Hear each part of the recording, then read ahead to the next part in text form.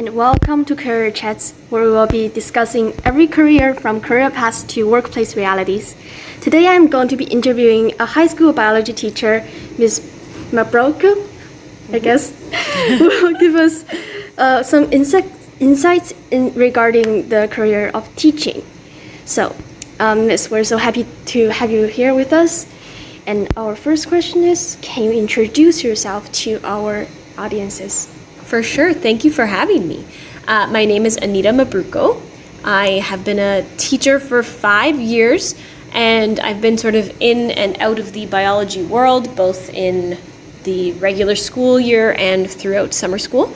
I've kind of dabbled in grade 11 and 12 biology, as well as the intermediate courses, grade 9 and 10. Okay.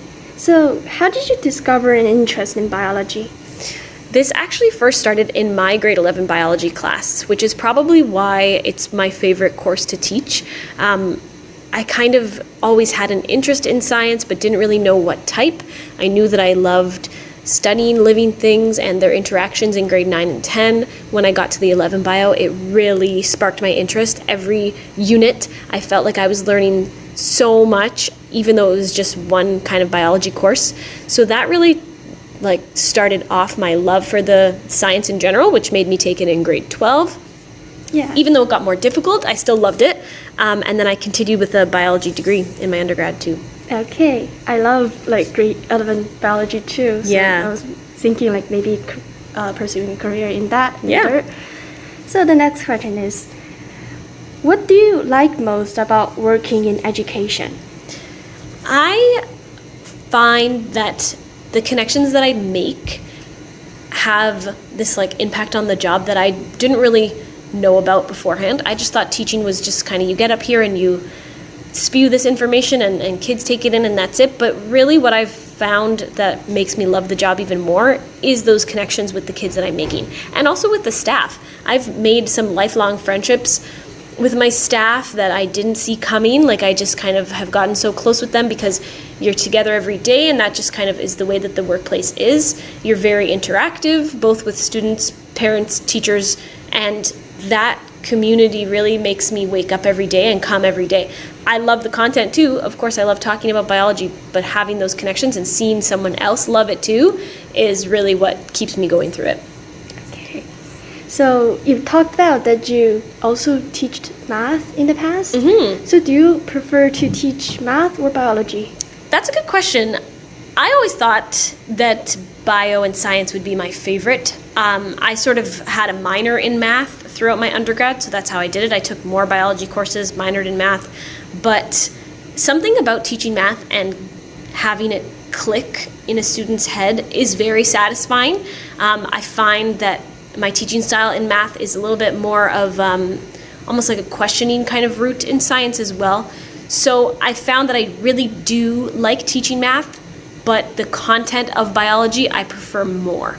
So it's kind of that difference of content in science, but procedures in math. Gotcha.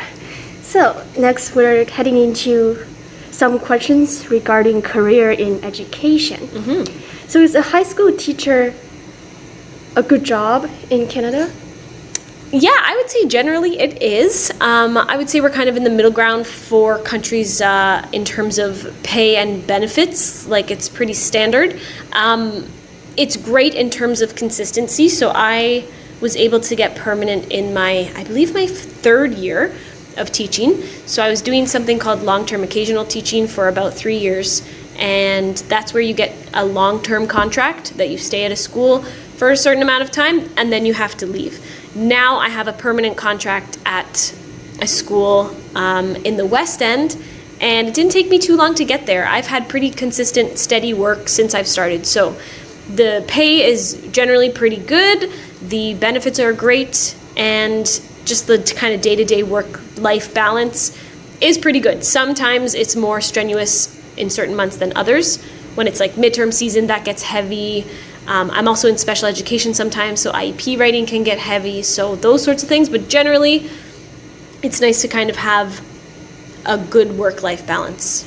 Yeah, that sounds really interesting. Yeah. So what training is required for a high school biology teacher?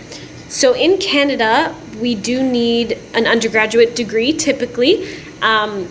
Usually, so I went through a program called concurrent education through Brock University, and I was doing my education courses alongside my science and math courses. So it was a little bit heavy in terms of the yearly content, but it did get me into a classroom in second year. So I got to kind of see the rhythm of the classroom and work with kids a lot earlier, which was great. You don't have to go that route. The other route is consecutive, where you get an undergrad first, then you apply to teachers college, you do the 2-year program there, and at the end you kind of graduate with your Bachelor of Education. I just got both of mine at the same time. My Bachelor of Science and my Bachelor of Education were concurrent with each other. I do believe that there is another route you can go, especially if you're in like the tech courses, anything like tech like woodworking or hairstyling. I don't know if you need like a full undergrad for those, but usually you do need some kind of base level, at least high school, preferably undergraduate education. Okay. Yeah. Okay, so there's also a question related to this. We are wondering like what extracurricular activities you've done to be in the position you're here right now. Do you mean in my like current teaching or previous before I started teaching? Like maybe both. Yeah, so previous, when I was in high school, I was on student councils. That was kind of my main extracurricular. Didn't really do sports, so I was more in like the student government kind of route, which I loved. And when I was in university, when I did my undergrad, I was on something called the Concurrent Education Student Association, so I still followed with that extracurricular of student government. And we threw events for children, but also for our own kind of community of concurrent education students.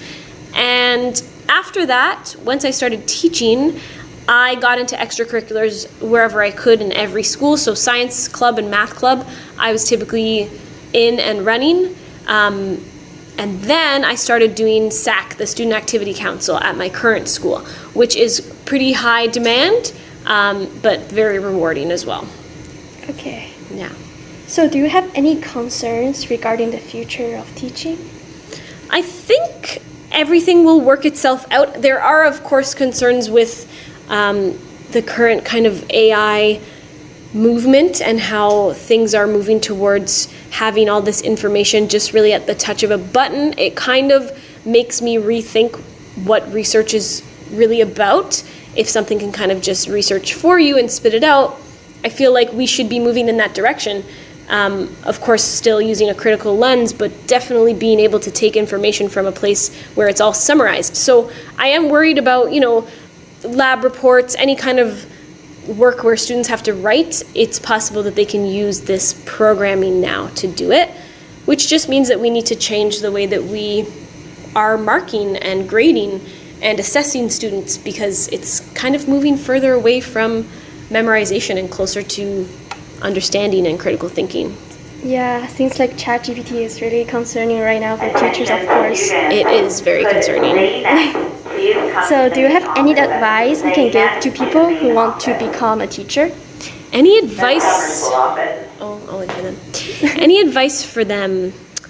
If you want to become a teacher, do it. When I was going into my concurrent education degree after high school, I knew that I was going to be graduating with 2 degrees, and I thought maybe I won't use either of them. Maybe I'll use both of them at some point. The teaching world was kind of very limited at that point. People weren't really getting jobs, so I was told, why are you going into teaching? That's ridiculous, you're never going to work.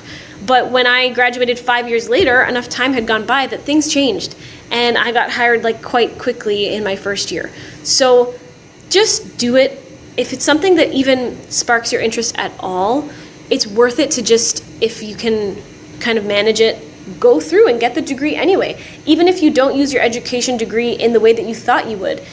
People need teachers everywhere. Even big businesses need people who can break down information and share it with others. So it's always a valuable thing to have.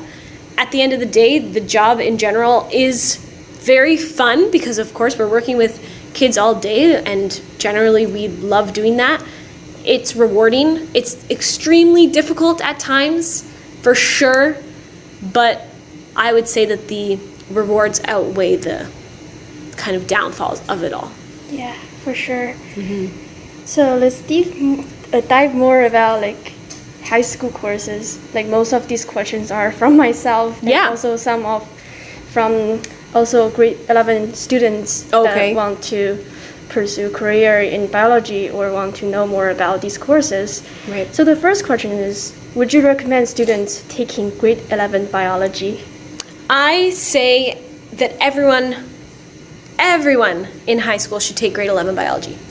Even like if you have room for it and all that, even if you don't do well in it, it's worth having the basic knowledge of just living things in general and what makes you you. It gives you a nice background on sort of your life and the connections that you have to the planet. And I just feel like everyone should at least get that exposure.